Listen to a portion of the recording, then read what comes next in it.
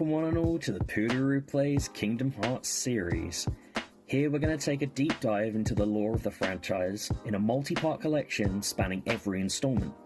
So please sit back, relax, and enjoy the truly fascinating universe of Kingdom Hearts. This has been the most infuriating project I've ever worked on. It's taken a long time, and then when I finally got to this stage in the recording process, a bunch of the videos had corrupted. So it's reshoot time, baby! This is about Kingdom Hearts Melody of Memory.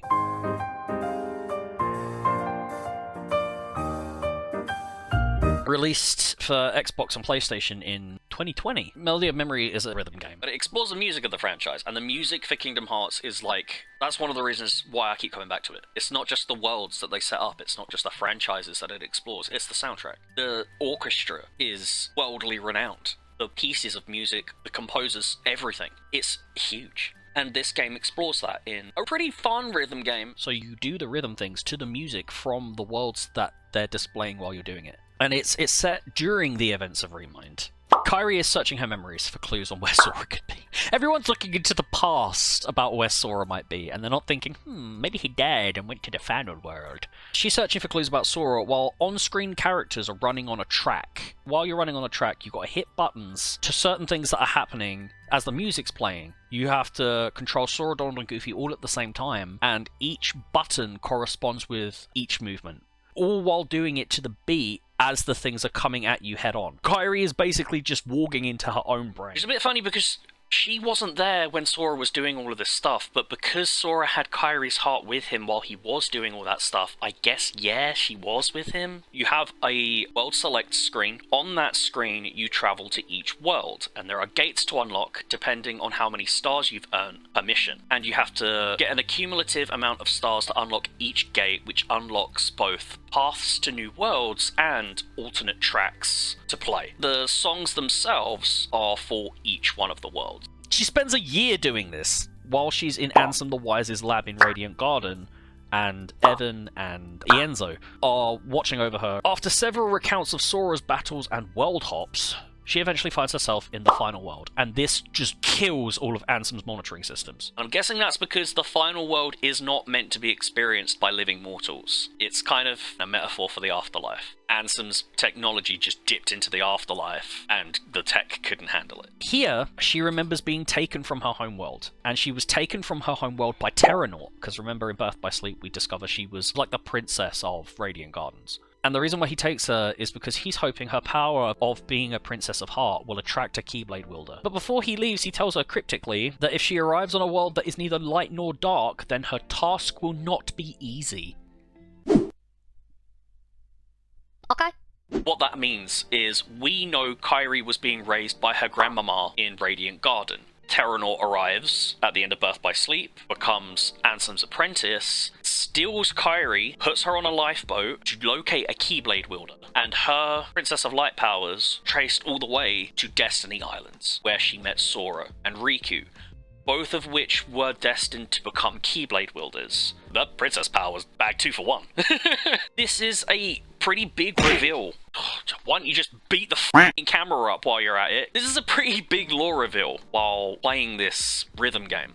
This is something that Nomura is famous for doing. The reason why the majority of the Kingdom Hearts games are canon is because Nomura places story, I reckon, for the sake of making something interesting. So it's not just a spin-off where you play as Sora using cards to get through rooms in this castle. It's Chain of Memories. It's a huge lore drop. It's not a spin-off. It has lore and story in it. We now have this huge reveal that how Kairi, a titular character to the franchise, ended up in the titular place for these events to unfold to begin with. After recovering pieces of her own heart, Kairi is confronted by her heart's incarnation of Master Xehanort, who kicks her ass. Then Sora, from inside her heart, takes control of her and kicks Xehanort's ass.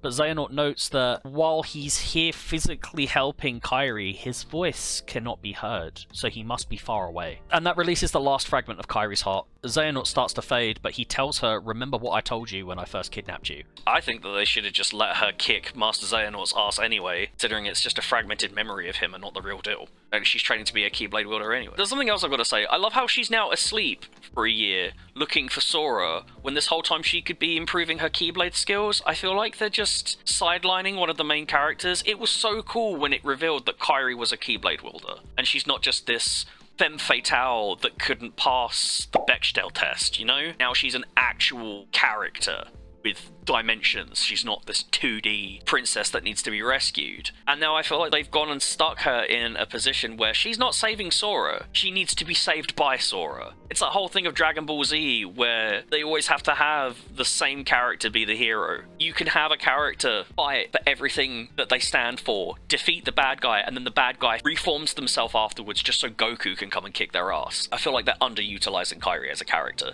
So then she wakes up and she says all of this to Enzo Evan. Ansem the Wise is basically like, that must mean a fictional world. Not, the worlds that actually exist that are neither light nor dark. Ansem the Wise says that Xehanort must have meant a fictional world. She's like, a fictional world? I think you've gone crazy, you batshit old man. That time in the Dark Realm must have scrambled your brain. So, Dratum.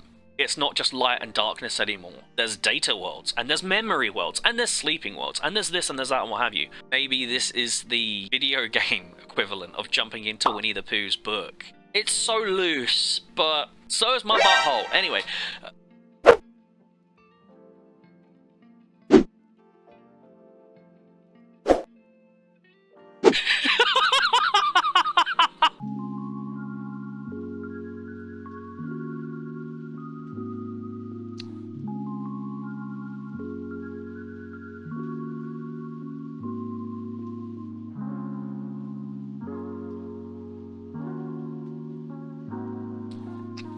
Riku later appears to check up on Kairi, and they both reveal what they've discovered over the past year, the research they've been doing. Riku inside the data world at Radiant Garden with Sid. Kairi basically just taking the world's longest nap. And then the fairy godmother appears and tells them they are but 2 of the 3 keys needed to find Sora.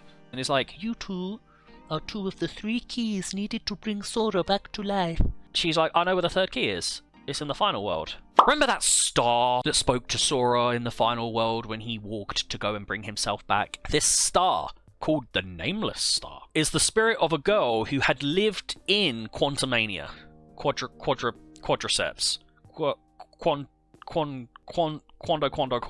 You know? Quanda Chandra. Quadratum. This is the spirit of a girl who had lived in Quanda. She had her identity taken away, and then I guess she was murdered because her spirit ended up there? And she tells them that she'd met Sora here in the final world. And the fairy godmother tells her she can't become whole in Quandoland again, because if she does, someone will steal her heart or something. The reason why I think it's Strelitzia is because in the Kingdom Hearts 4 trailer, Strelitzia is the one who greets Sora when he wakes up in Quadratum. Her identity was stolen by Ventus when he was possessed by darkness in Kingdom Hearts Union. He stole her Book of Prophecies and pretended that he was the person who was meant to be there. So Riku then uses the power of waking on this little star. And you think, oh my god, is Riku going to rescue her? No, he uses her as a vessel for a portal, and he walks into Quandoland, which is potentially where Sora is now. That's where it ends. But in a post-credit scene, we see that Kairi goes back to the mysterious tower and yells at Yensid about her problems. She tells him, look, we've found this thing about Sora, and he tells Donald and Goofy to basically go and tell everybody else who's on other missions to save Sora, who is probably the biggest liability in the universe. And then he tells Mickey, go to the new worlds that have suddenly popped up and find out how they're connected to the ancient Keyblade Masters, the Lost Masters. And then Kairi says she wants to continue her Keyblade training under Aqua instead of Merlin. So basically, she pies off this old man who's been doing his best. Merlin wasn't necessarily teaching them how to be Keyblade wielders, he was teaching them magic. And their magic, their school of magic, was summoning a Keyblade and then using the Keyblade to perform more feats of magic. You need an actual Keyblade master to teach you how to use a Keyblade to its full potential. That's Melody of Memory. It would have been a whole rhythm game just to say that. Could have been another DLC for Kingdom Hearts 3, couldn't it? Whether or not the next game will heavily feature Quadratum or not, I think we're going to learn a whole bunch of lore that will obviously have to connect Union and the Lost Keyblade Masters now they've resurfaced, and the Master of Masters, all the way up to now. And I'm guessing Missing Link help and connect it to what we've already seen. Anyway, that's Melody of Memory. And now I have a malady in my memory. Yeah, that was smooth. That's it for the Kingdom Hearts Melody of Memory content. However, if you'd like to stick around, we have approximately 4 minutes of cat content we think you'll enjoy.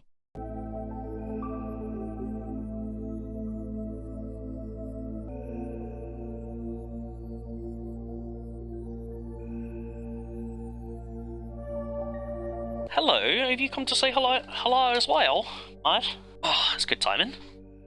This is Ash. She is from the same litter as Ember. They all have the same mum. You don't know if they all have the same dad. Cat litters can have multiple fathers anyway. But obviously Dusk was born a year after Ash and Ember. Ash and Ember are from the same litter. You stinky winky. You smelly belly.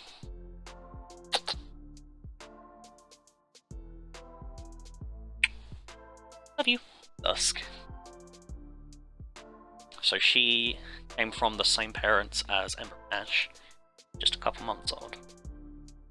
She very much likes her cuddles.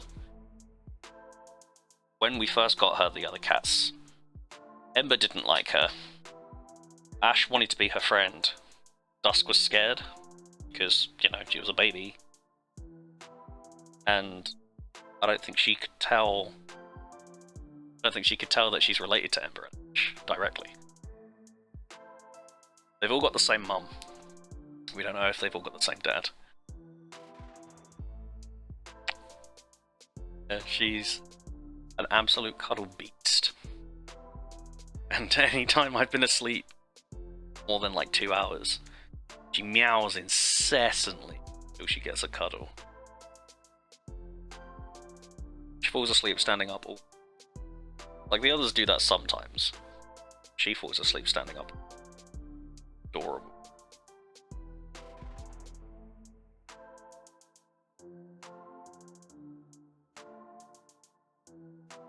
At least it's just the tail, that's all you can see.